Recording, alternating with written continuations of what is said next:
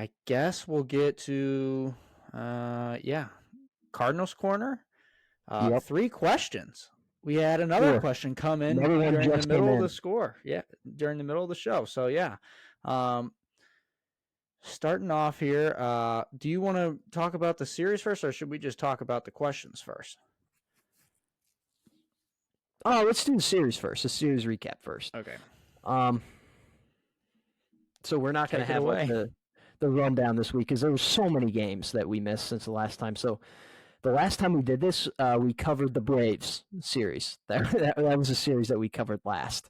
So if that tells you anything, it's been a while to say the least.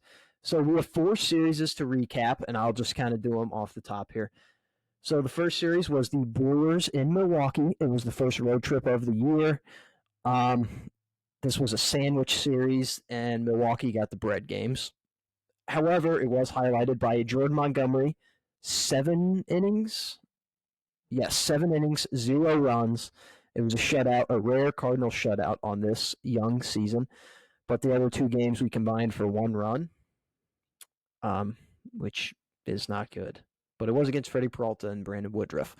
But still, Brewers are playing out of their minds. And that loss, that win that the Cardinals had, the 6-0 win, is the only home loss the Brewers have suffered all year. So shout out to the Cardinals for that. And then we go on the road to Coors for a little series here, which, of course, we lose the first game because that's all the Cardinals do in the first game of the series is lose. And the next 2 games we won. So in game 2 on a Tuesday night, we actually came back. It was 6-2. It was a Michaelis start, very rocky Michaelis start. Ironically and unironically rocky start. I didn't even mean to do that. Pun was not intended.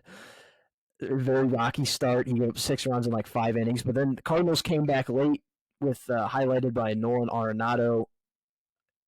Bases loaded double to tie the game, and then Gorman, of course, going yard in the 9th inning to set up that win. And then the next game, Jack Flaherty dominated. He went 6 innings, 2 runs, almost 6 innings, not quite 6 innings. Then Verhagen, of course, had a scare because he sucks. But Gorman, once again, the Gore Dog, another home run to go up late in this one, the opposite field. And then we get to back to Busch Stadium for the Pirates series. Lose the first game as usual. And then on Friday, me and Cam were actually in attendance for this one, along with a lot of our friends. We all went down there, enjoyed a nice game of baseball. Got a Nolan Arenado bobblehead, too, for free. So that was pretty sick. We won this one 3-0. I actually won a bet in this one that Jake Woodford would go 5 innings with giving up no runs. So shout out Jake Woodford for that, winning me $10. Much appreciated. And then on Saturday and Sunday, it goes into extra innings. And we lose the first one because we brought in Jordan Hicks, and he sucks. And he gives up a home run. He gives up first a walk, and then a home run to Andy McCutchen. So that game's scrapped. And then the next game, probably should have lost this game because we had so many opportunities to win. Like in the 8th inning, Arenado and Goldie start off back-to-back hits. 2nd and 3rd, nobody out, and we can't score. But Tommy Edman does save the day with a walk-off single, ground ball up the middle. And then the Diamondbacks series, I'll be honest, I watched 1 game, and that was it. I didn't watch the first 2 games of the series. Just because 1, I was busy, and 2, I didn't really care because I just knew we were going to lose. So we lost the first 2 games. Tried to make a comeback in game 2 with a late home runs, but was to no avail. And then Wednesday's game, we just blew them out 14-5. And right now the Cardinals are currently sitting at 8-11 on the year. That was a much less exciting recap than the first one that we had, but that's the recap. 8-11 on the year, in 4th place right now behind the Brewers, Pirates, and Cubs, who all would be in the playoffs if the MLB season ended today. And before we start panicking here, let me give you a stat. The 2021 Braves, who won the World Series and the division, by the way, in 2021, started off the year 12-14 at the end of April. So, say what you want. All the Cardinals got to do is go 4-3 over the next 7 games to get there. So, Yeah, true. It's And hey, Luke, impossible. can you move your mic down a little? Like just the I height. can't. It physically will not let me. So All right. Okay. Um, I've been but trying. Trust me. uh, but yeah. So the pitching has been up and down, but that's kind of just baseball. And like Luke just said, it's the beginning of the season, so you don't have to panic just yet. But also, people are saying that this is like one of the worst teams to watch in a while. So, in terms of And it Cardinals is. teams, that is. So, um, but yeah, we were at that one Pirates game. My cousin was at the Cardinals game in Colorado where they came back. That was pretty sick. Nice. Yeah, Beautiful just stadium. there's not a whole lot for us to say except we'll get into it in the Cardinals corner. Except Gorman has been really nice. Burleson is not 212 pounds. No, that's what he's listed as. And yeah, that's kind of about it, really. Uh, I'll say it looks like we might be picking up Bumgardner No, off the no. waivers. I I've will seen. commit very serious Let's crimes if see. we do Let's. that. I want to hear what crimes are you willing to lay out on the line because they're I'm willing to not pick him going up. to. I'm not going to specify, but there will be some serious damage done to the city of St. Louis, which I will not be prosecuted against either. Um, but that's neither here nor there. We cannot sign Mad Bum. I think If they we might. sign Madison Bumgarner, he would become the worst starting pitcher on our team, and that is saying something. Because do you know how bad our starting pitching has been? Obviously, you do. He would not be any. He's not the solution. He would not be the I fix. don't think he He's is either, washed. but I think they might do it anyway. They're not So, going to do it. but yeah. One, they already have five. They already have a rotation right now that they seem to be set with, and two, Wainwright is on his way back in like a week or two, Yeah, he was in Springfield yesterday. So and he's better than Mad Bum. he's a bum. No, I don't think he's a bum. He's not. He's certainly not what he used to be. But if I you was ask saying me, who Bumgarner. would I rather have on my team, Wainwright or Bumgardner? I would say Wainwright. I would say Bumgarner's a bum. Oh, definitely, yeah. This year for sure. And he's only 33 years old. That's the crazy part. He's like That's the sad. oldest 33-year-old of all time. That is sad. Okay. But his problem is he used up too much of his arm early on in his career trying to win World Series, which did establish his legacy. Really, I mean, he established his legacy very early on in his career, so it might have been worth it. But Shout out Sam Horn. Never going to be Mizzou's quarterback because he's throwing out his elbow every other day. That's neither here nor there. He throws so weird. He'll fit right into the drink just playing really hurt quarterback system. So that's a different tangent. Let's get right back to the Cardinals corner. Yeah. Let's do the actual Cardinals corner. We got 3 questions for the show. 4. Here we go. We'll start off with the very first one. This one is from our friend of the show, Evan Femmer. Is it too early to say Nolan Gorman is the best hitter on the team? No, I don't think it's too early. And it's too early to panic altogether, but I don't think it's too early for Nolan Gorman to be named the best hitter on the team right now. Now, I think at the end of the day, we might still be looking at Paulie and Arenado, but right now it's still Gorman. It's a classic Gorman barrel. That's all you have to really say. God, he is barreling every time he comes up. He strikes out occasionally, but that's what all big league hitters do. That's baseball. He barrels. He hits a line drive, a hard hit ball almost every single time, and his swing is so clean. It reminds me of Bryce Harper, and Bryce Harper is one of the smoothest swings to watch. If you ever played MLB The Show and you swung with Bryce Harper, you know the feeling. It is just a beautiful swing. And Gorman, he has a very similar swing path, and that's what it reminds me of. Now, is he going to be Bryce Harper level? Probably not, because that is like best player in the league type stuff. But I mean, he's been very good this year. He's got 5 home runs leading the team in that and OPS. Is he the best hitter on the team? Is it too early to say Nolan Gorman is the best hitter on the team? I would say yes. it is too early. I mean, at this point in the season, he is our best hitter. But is it too early to declare him the best hitter of 2023? Yes, I would say so. We've got a lot more breakouts, I think, to come. I know when we were talking about our breakout players, I had Gorman as mine, Gorman and Carlson. Carlson may be dead, but that take may be dead. But yeah, I would say it is too early to declare him that, but he's been the best hitter so far. Yeah.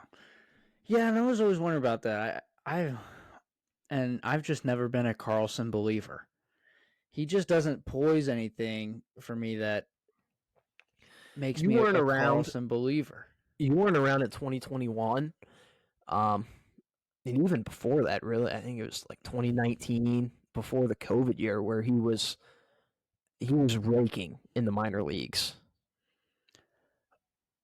Oh yeah, because I can't watch minor league games ever. And if you're doing it in the minors, it doesn't matter. It's not worth a damn. It I only don't. matters what you do in the show. I wasn't talking about that. I don't watch minor league games either. It's just like the hype, I guess, is kind of what I was talking about. I Like don't know. the I build remember up, the hype. I've been the on hype. Twitter for Okay. 7 years. Okay. I wasn't sure. I think I feel like I'm deeper in Cardinals Twitter than you, but you're also just deeper in like every section of Twitter than me. So, I don't know. No, yeah, you're definitely deeper in a Cardinal Twitter, but Okay. you don't have to get that deep to see who's hyping about what. I mean, I've been around around the world a few times with guys like the Bader Kisner accounts of the world and stuff like that. So, Oh yeah, so of I, course. I know a little bit. Does that mean I watch? No, but I see. Okay. Always watching. That's kind of where I pulled that from. Is Gorman? He had all that hype last year, and Carlson had all that hype a few years ago, and so I was just like, you know what? What if they just put it together in the same year? But that's neither here nor there. You want to get to the next question? Yes, I do. All right. Cameron, you the real dog. No, but I think I know who it is. I won't Sam? say their name on the show. No, it's not Sam. Oh, okay. I figured it. I think I figured it out though. Somebody leaked it. Okay, because the account was literally just created for this. So Wait, created for what? to reply, it has the Oh yeah. They keep replying Chat GPT stuff. I see. yeah I've seen a bunch of those. Did they reply to the Show Me Show? yeah they did. They left 2 comments like 10 Oh minutes ago. shit! Yeah. Holy cow! We got a bunch of questions Yeah, while I we were know. on the show. um, This is gonna be a longer segment than I thought. that's fine. I love fan interaction. Makes Yeah, the show better. this is the most we've ever had. Yeah, he left 2 of them. Okay, you'll have to tell me who that is after the show, but we won't leak it. Next Okay. question. All right. Next question. Top 5 right fielders in Cardinals history. And if Tom Brunansky isn't on it, this list has no validity. Who? I'm going to say it right now, Luke. I have no fucking clue who Tom Brunansky is. So I don't think this list is going to have any validity. In Cardinals history? Tom Yes, very specific right fielders only. Brunansky. He's literally in a Twins uniform. I don't even think he played for the Cardinals. I'm looking at his stats right now. Tom Brunansky. He played for the Cardinals for 2 seasons. I guess to just give the list some validity. No. Hold on. I'm looking at his stats. So in 19, he played I'll for the stick him Cardinals. at 5. I'll stick him at 5. Okay. 1988. Oh, he didn't even play the full 1998 season with. He started out 1988 with the Twins and then was traded to the Cardinals, but he played 143 games, so pretty much a full season.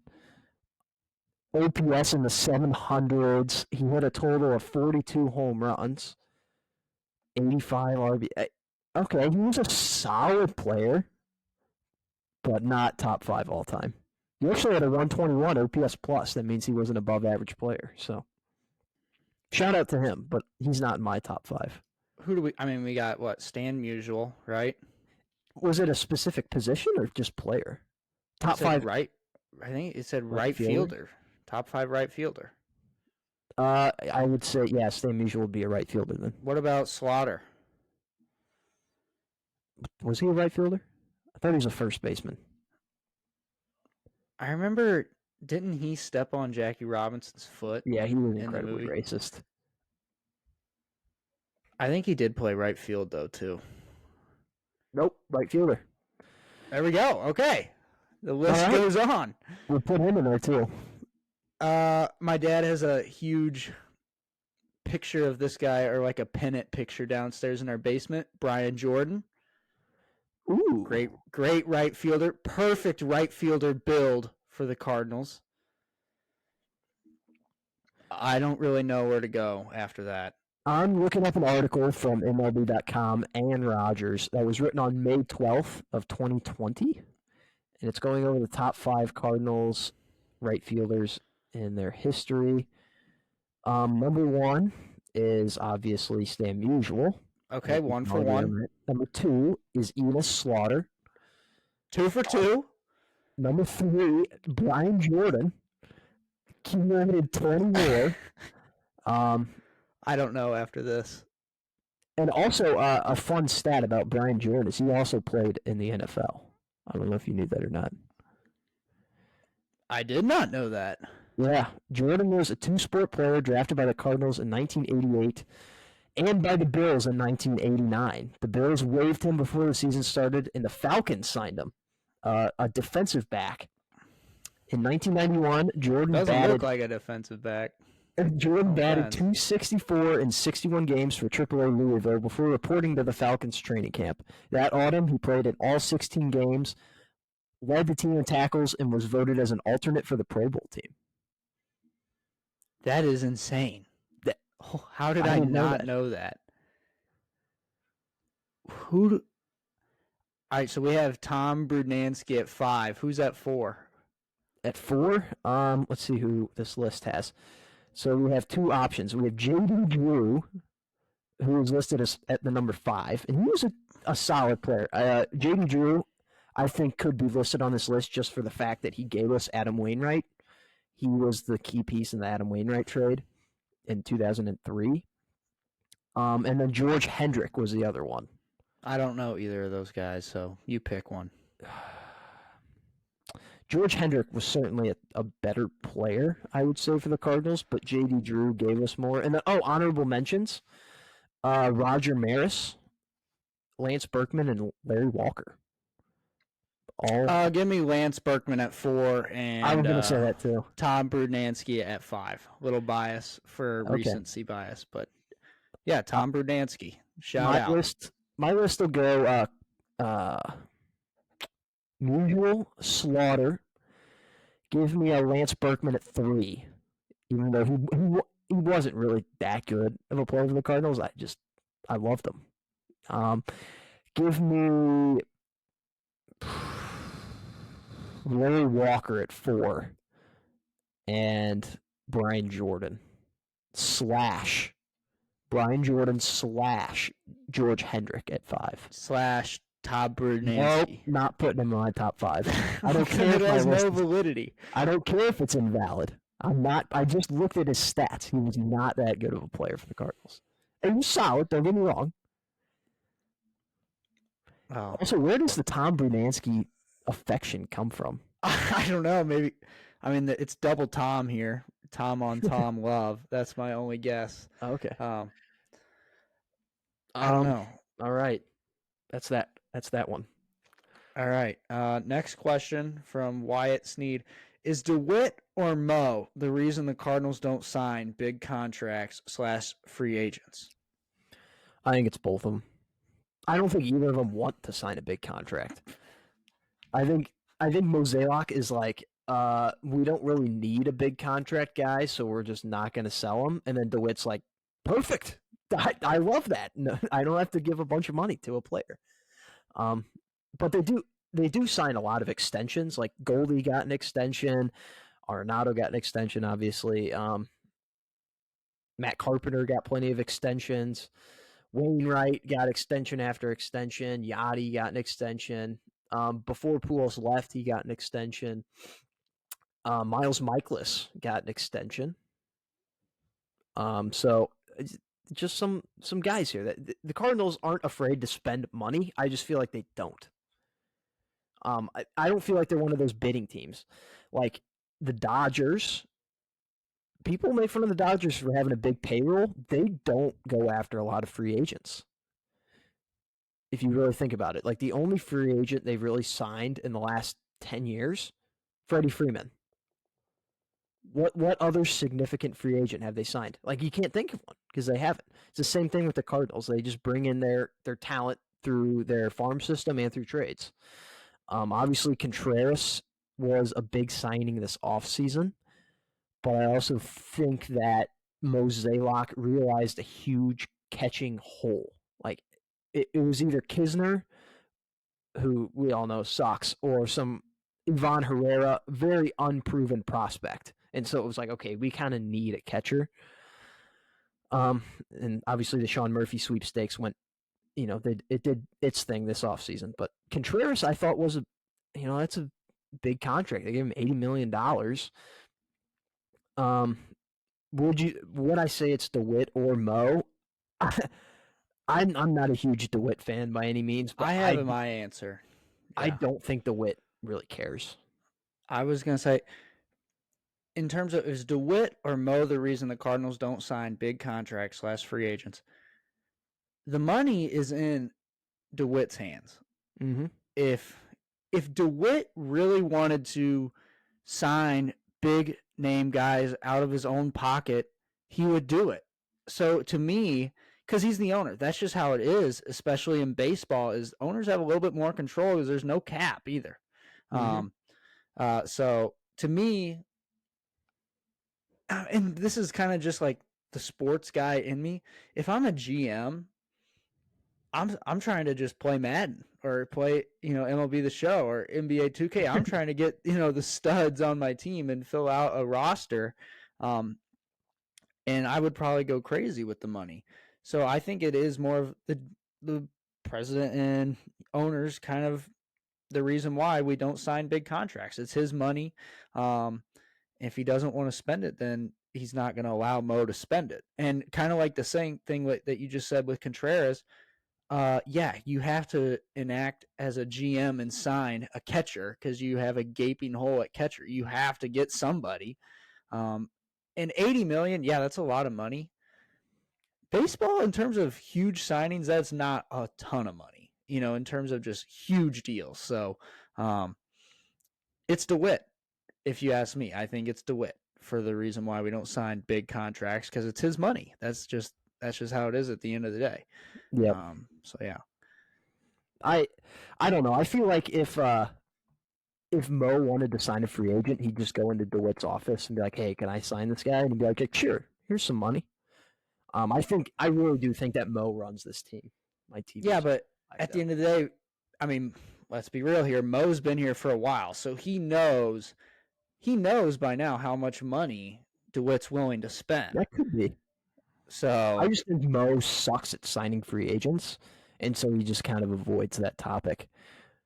Like, really, when have you ever had a good free agent signing?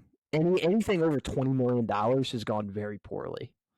I mean, Dexter Fowler, Brett Cecil, Greg Holland. Greg Holland. That's a Jake Baldwin classic. What? Greg Holland? The Greg Holland signing. Oh my God. I was so excited for that too whenever we did it, and then it just blew up in our face. It was insane. So, all right. Next question, and I think this might be my favorite question. This is from the dog, the real dog. Why Fred Bird isn't helping the team out, period. He skipped the trip to Seattle to be at the grand opening of Jimmy John's.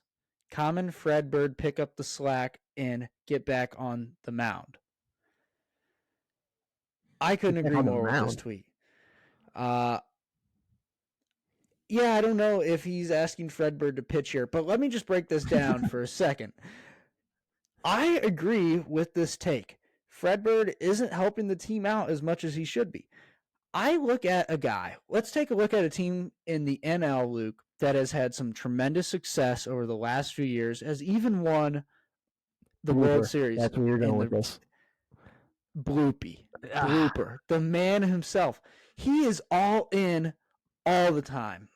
He's not going to Jimmy John's for some grand opening in some little suburban town of Washmo for some grand opening. He is at the game. He is throwing T-shirts.